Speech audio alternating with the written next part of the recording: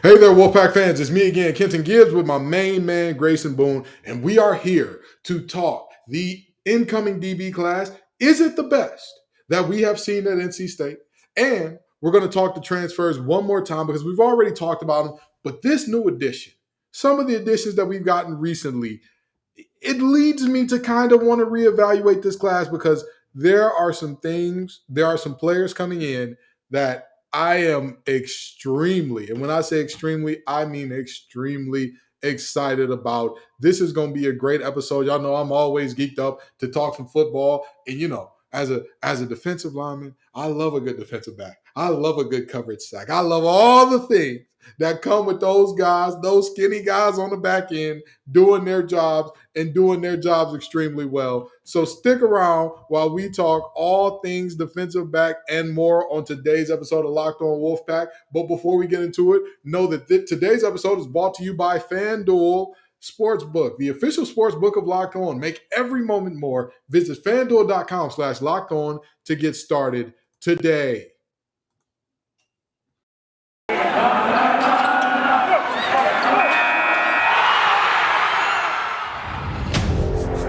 You are Locked On Wolfpack, your daily podcast on the NC State Wolfpack. Part of the Locked On Podcast Network, your team every day.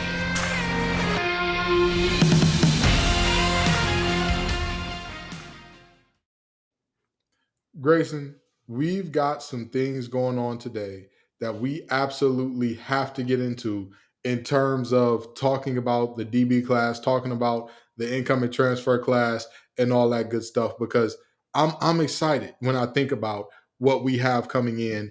And the most recent addition to this class is a young man by the name of, let me make sure I got this right here, Bishop Fitzgerald, the number one junior college safety in America. He is a 6 foot safety that runs a 4.4. And let me tell you something, I'm to say elated to see a guy like this coming into the program. It's an understatement because NC State is known for player development. However, when you're getting guys out of the transfer portal later in their careers, or you're getting guys who are generally going to come in from community colleges and all that, you don't have as much time to develop. And so you kind of need a proven product there. And this young man, I believe he had 6 interceptions, which was one of the highs in all of community college last year. And he's long, he's rangy, he's instinctive. He has ball skills as if he was a receiver. I'm excited about this. Tell us what you know about Bishop Fitzgerald. Yeah, so, we've mentioned it on the show before where we're going to have to deal with filling the Tanner Ingle void back there in the secondary. Bishop Fitzgerald might just be that dude. So he is coming to us from Coffeyville Community College. If you're familiar with Last Chance U, Coffeyville is a team that played in the same league as the team from Independence, Kansas. So he's been in that realm if you can picture the kind of teams that play in that league. But he can fly. I hope he can lay the lumber just like Tanner Ingle has.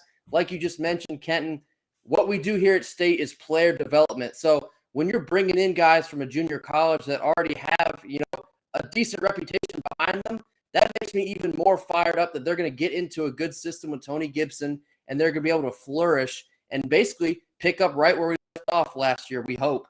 But huge pickup, I think, and then we'll get further into the rest of the DB class. But Bishop Fitzgerald is definitely a huge get for us thus far. And here's the interesting thing about our system in the 3-3-5 and how we use players. You saw Tanner Ingle all over the field, not just because he was a ball hawk, but because that's how Gibson schemed it up. You saw him at times playing the hook curl in the middle of the field. You saw him at times kind of playing the deep third. You saw him coming as a blitzer in multiple situations. Yes, there were times that he saw a lane in the run fit and he got in there and filled it with violence and bad intentions. There were those times. But there was also a very intentional scheming of what he did. And if you look at how Tony Gibson uses his defensive backs, he always plays to their strengths. He always kind of gets them in winning positions. For example, Cyrus Fagan is much more of a coverage defensive back. He can tackle. He can do all those things. he was not the same type of yearning for physicality guy that Tanner Ingle is. And therefore, you saw him used in some slightly different ways than Tanner Ingle was, but to great effect. To great effect. Whenever Cyrus Fagan was healthy, oh my God, it was great to see his ability to consistently be in the right position, be right where the ball was going to be, and knock balls out or take them away altogether. This is a guy that, as in Gibson, we trust, because I know that with a piece like this, with a chess piece like this on this defense, oh man, we're going to see him all over the place.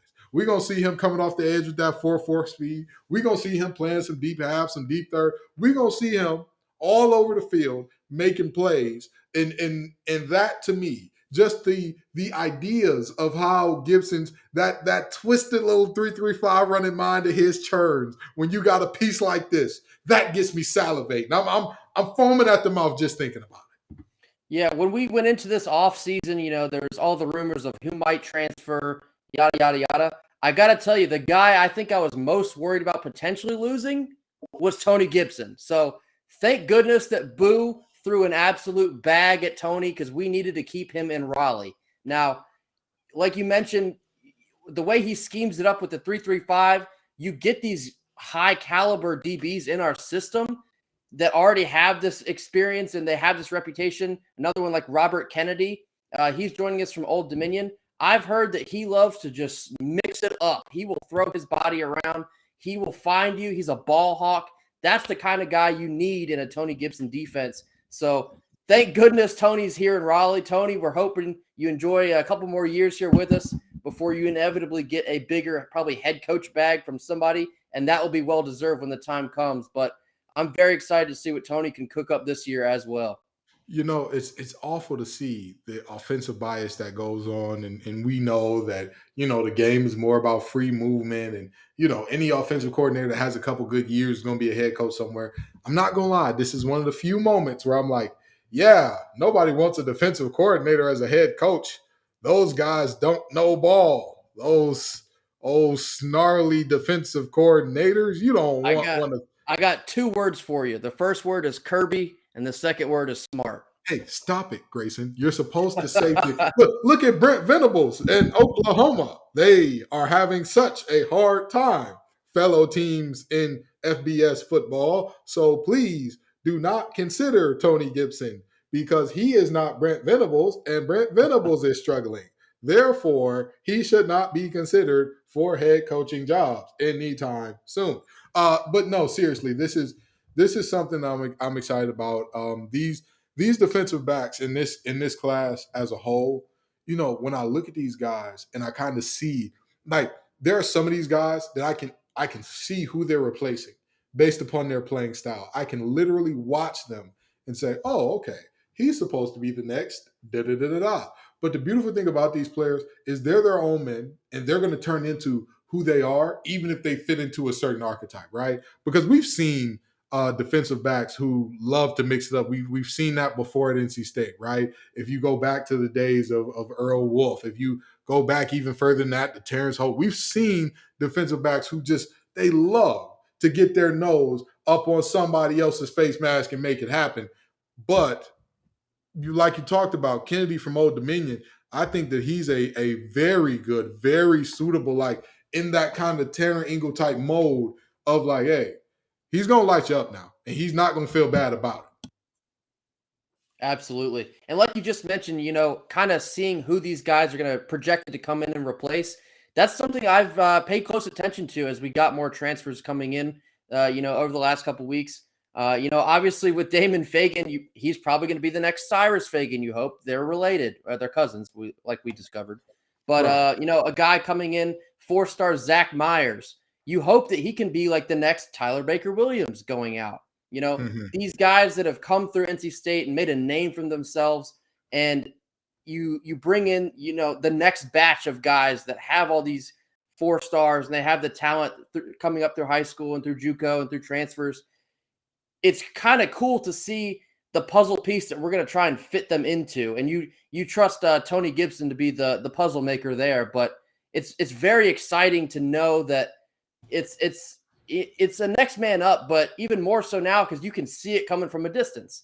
Not just on defense, but offense as well. But, defense being the pride of our NC State team this past year, we didn't necessarily think it was going to be, but it definitely turned out to be. Defense stepped up and won us, more than just a couple games. But very exciting to know that the next guy, the next stud, he's on the way. The next Tanner Ingle, he's maybe on the way. The next Tyler Baker Williams, he could be on the way. So very, very exciting stuff there.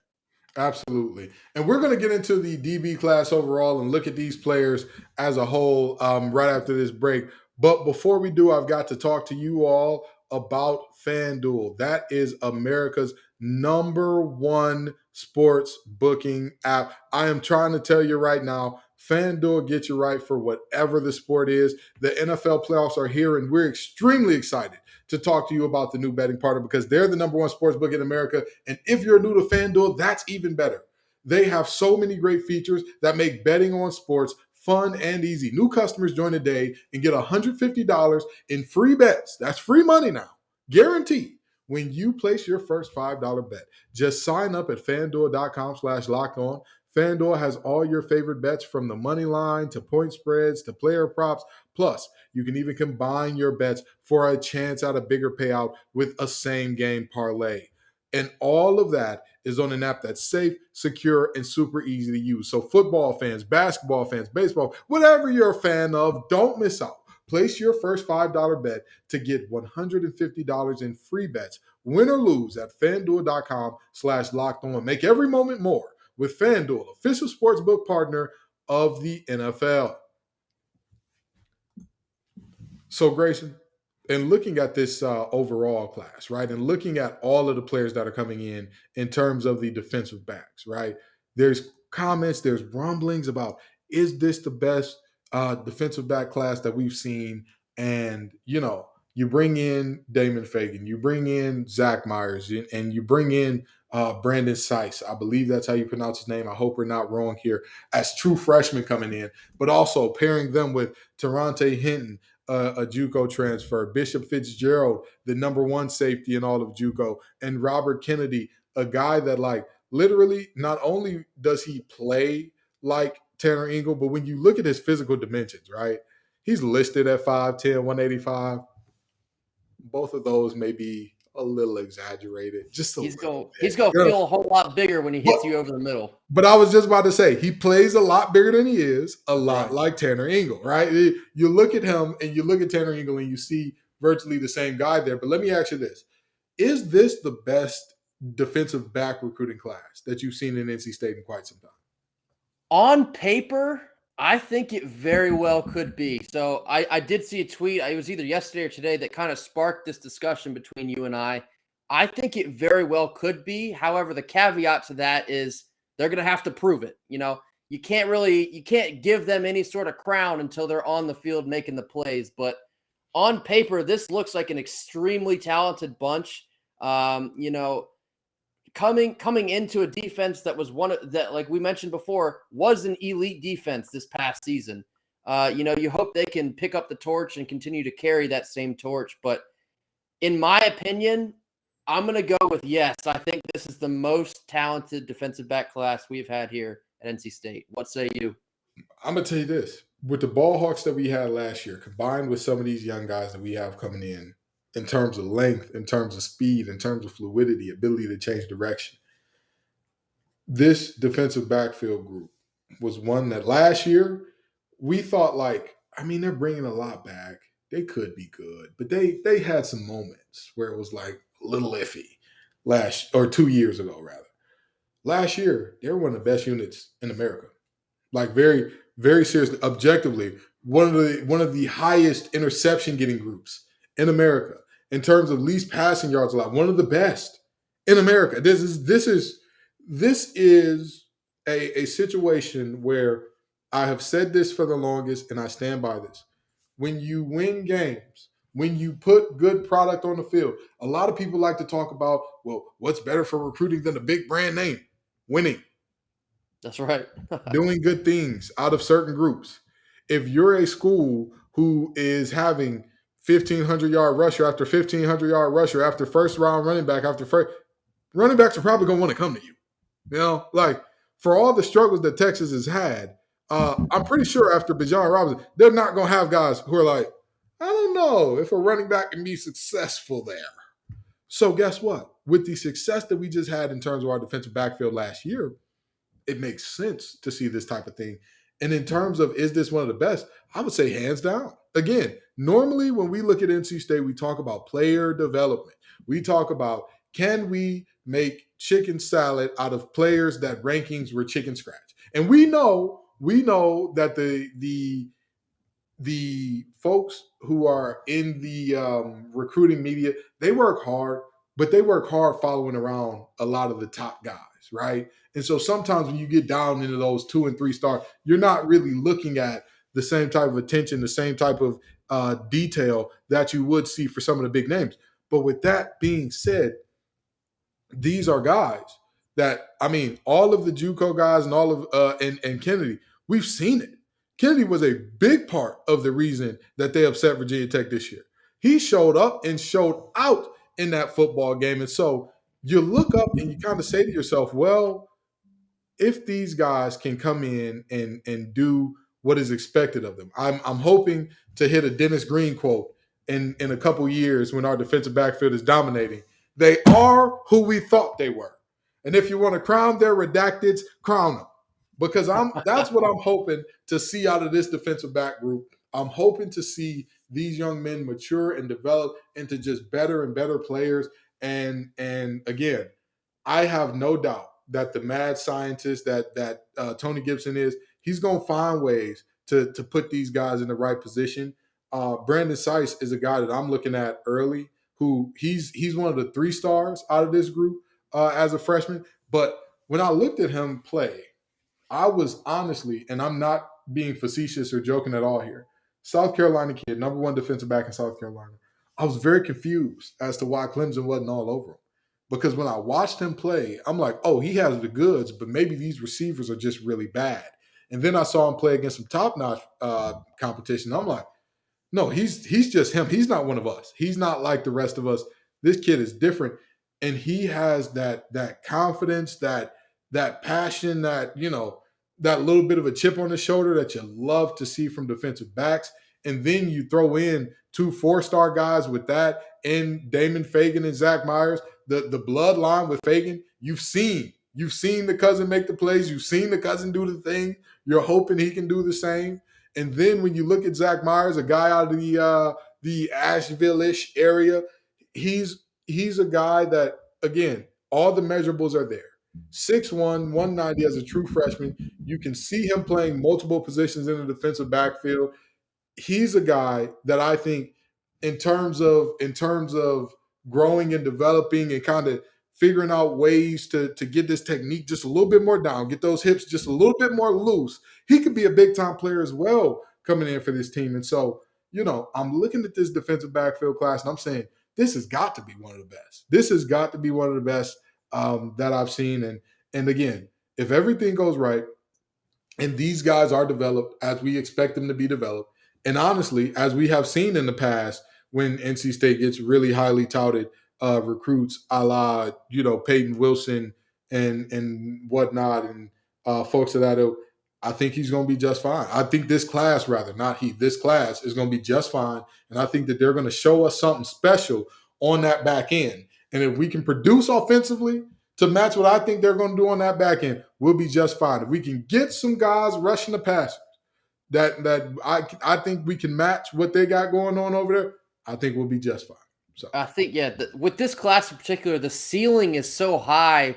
When you think about, the past NC State DBs that have come through, some guys like a David Amerson, like a Josh Jones that have both played in the NFL, we could potentially build these incoming defensive backs. We could have multiple potential NFL talents on the same field at the same time. Yeah. Not just like, NC State put one guy in the draft this year, and then 4 years later, here comes another guy. We could have multiple NFL talents in the same backfield. What a delight that would be to watch, up against pass happy teams. especially with when you got a Drake May up the street. Hopefully we could shut him down with the incoming talent we have coming in. But very exciting developments here with the defensive class. I guess we talk about some offense as well. But before we talk about the offense, we're going to talk about the full transfer class to end this thing. But before we get there, what a time and what that overlap that you're talking about. I want to talk about that for a second. Aiden White is one of the best corners in the country. Oh yeah, one of the best in the country, and these young bucks are going to be learning from him. These young bucks are going to be learning from a guy that objectively it seemed like the ball was looking for him more than the receiver at times last year. And honestly, he's a guy that kept us in the Syracuse game because we probably shouldn't have been in that game as long as we were. But he goes, he shows out, he does his thing, and all of a sudden it's looking like a situation where we're like, hey, this man, he's different. He's not one of us. He's, again, Aiden White, another guy, absolutely gets the job done. Having these young guys learn from a guy who, hey, this is how I see the game. This is how I grew and developed into it. Again, it's always good to have older guys, but it's even better to have an older guy that has the proven production to say, hey, listen, you can listen to me, you cannot listen to me, but this is how I was second in the, or what was it?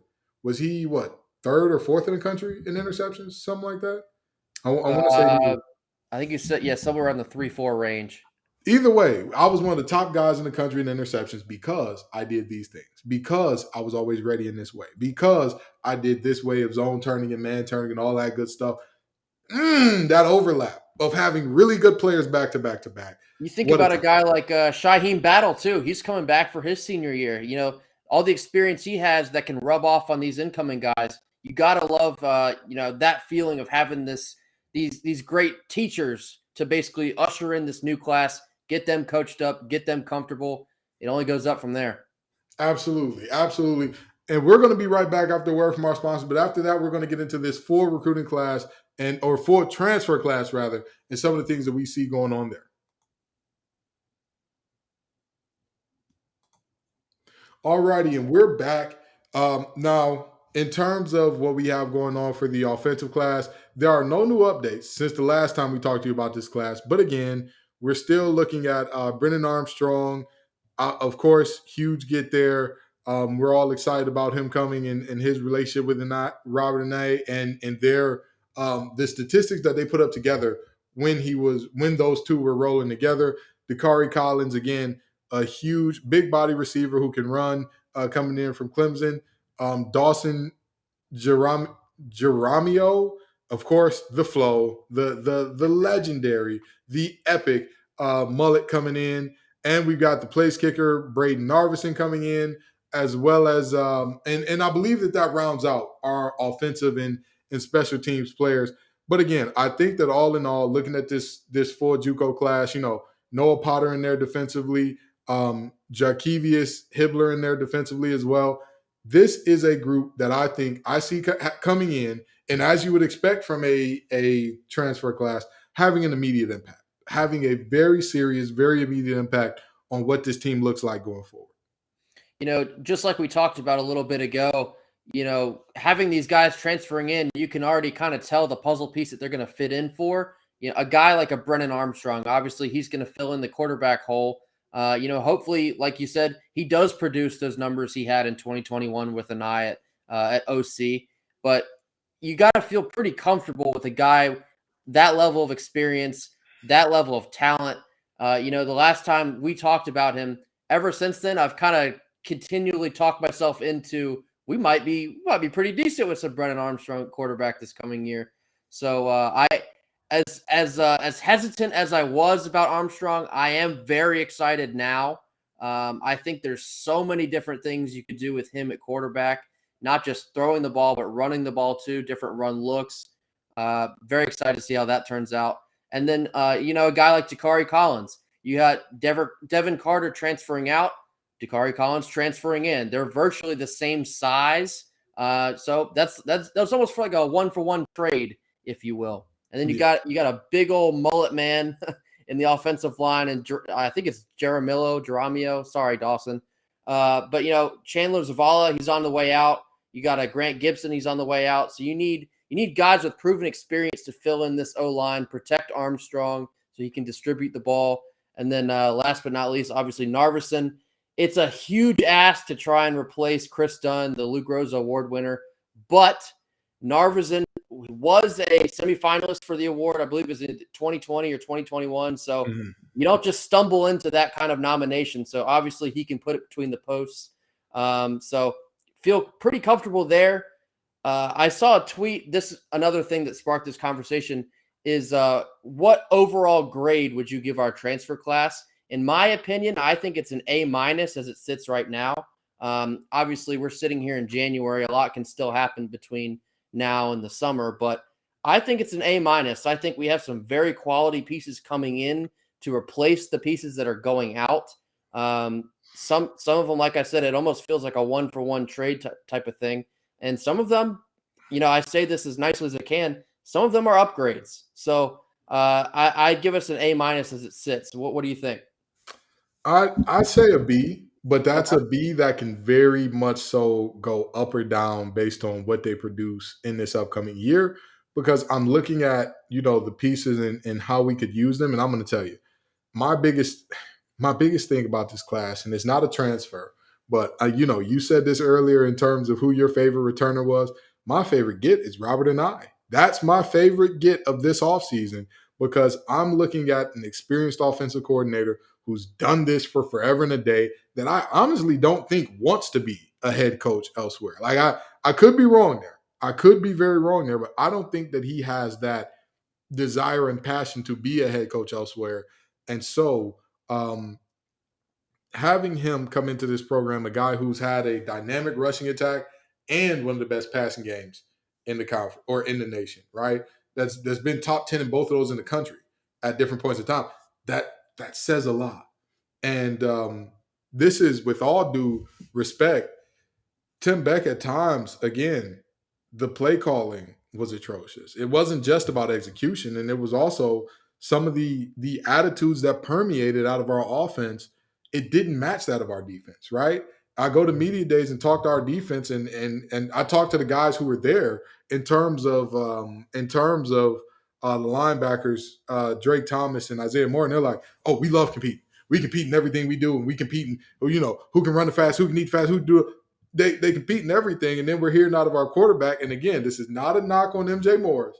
This is simply saying he was not taught coming in by the folks who are directly responsible for coaching him. Well, we're not going to win every game. That's not realistic. Baby, what? There is at least 1 to 2 teams every year that runs the table. Why not us? Why not? But that's not on him because, again, that's an 18-year-old that's only been in the program at that time. I want to say he was in the program for 3 months at that time. So that's not a failure on him. I'm never going to put the failure on an 18-year-old. I'm going to put the failure on the coach who needs to be there to tell the 18-year-old, hey, I don't know where you come from. I don't know, or maybe I know where you come from. I know whether or not y'all have championships. Here, that's the standard. I don't care if we don't have any yet. We're establishing a new standard. And we want to win at everything. We want to win every one-on-one. We want to win every 50-50 ball. We want to win. If there is a pissing contest, I better see all of you guys up against the fence with jugs of water and water pills to match. That's the type of attitude that I want from every side of the ball and special teams. I don't want anybody on my team saying it's not realistic to win all of them. But again, it's not his fault. Coach Beck did not coach that. Hey, everything that we do, every single rep, we want to win it into him. So, Ane is a guy who, again, he has proven success. He has shown that he doesn't try to fit square pegs in the round holes. He adjusts his system to what he's got, and I'm excited to see it. My favorite part of Ane is he really seems to get the most out of what he's been given. Prime example is this year at Syracuse.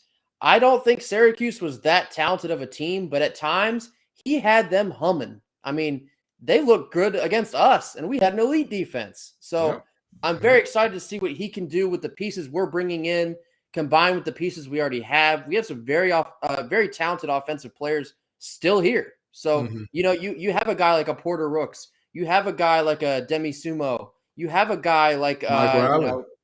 What's that? Michael Allen, another one. Michael Allen. Super You got excited. Kendrick Raphael coming in. Yeah.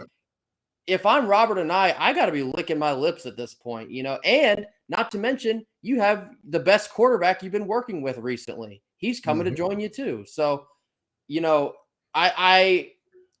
departure of Tim Beck was very on time, but yeah,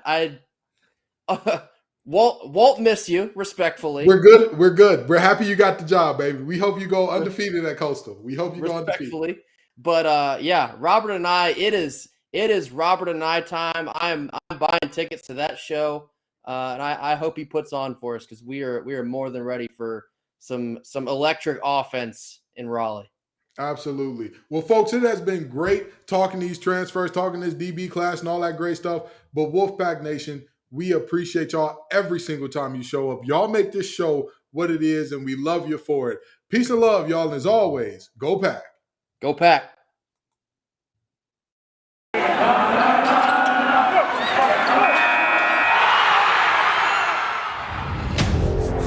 You are Locked On Wolfpack, your daily podcast on the NC State Wolfpack. Part of the Locked On Podcast Network, your team every day.